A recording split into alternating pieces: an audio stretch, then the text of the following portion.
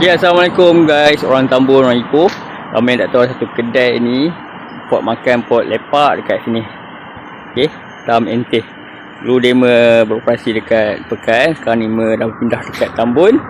Berdekatan dengan Balai Polis Tambun dan juga bersebelahan dengan pasar Tambun. Okey, hari ni saya nak lepak kedai ni. Okey, jom saya tunjuk kat korang kedai apa saya nak lepak tu.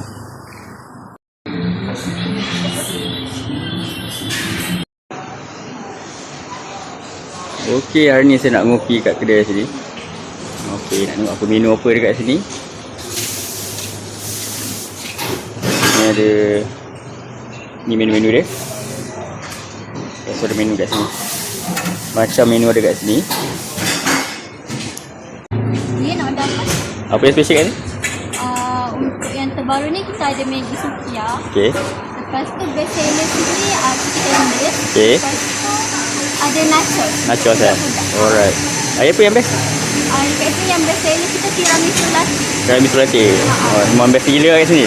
Okey okey. Kita try yang tu lah. Okey, yang ni lah Maggi Sukiya. Okey, dia ada daging, kita ada telur mata, lepas tu ada Maggi. Okey, jom kita try makan Okey guys, yang ni pula chicken tender dengan fries. Yang ni pula sos garlic. Okey, tengok pun dah best ni. Kita try dulu makan dulu. Okey, yang depan mata saya ni pula wrap tortilla. Ada inti ayam dengan sos garlic juga.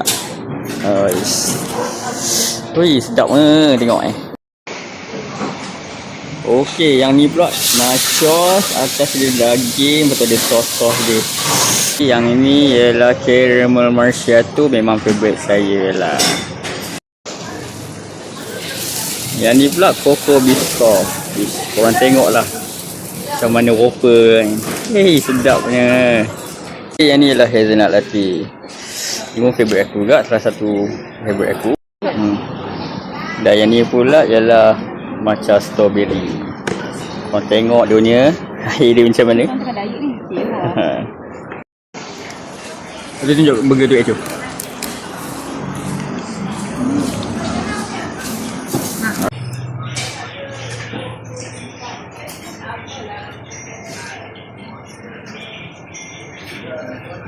Right.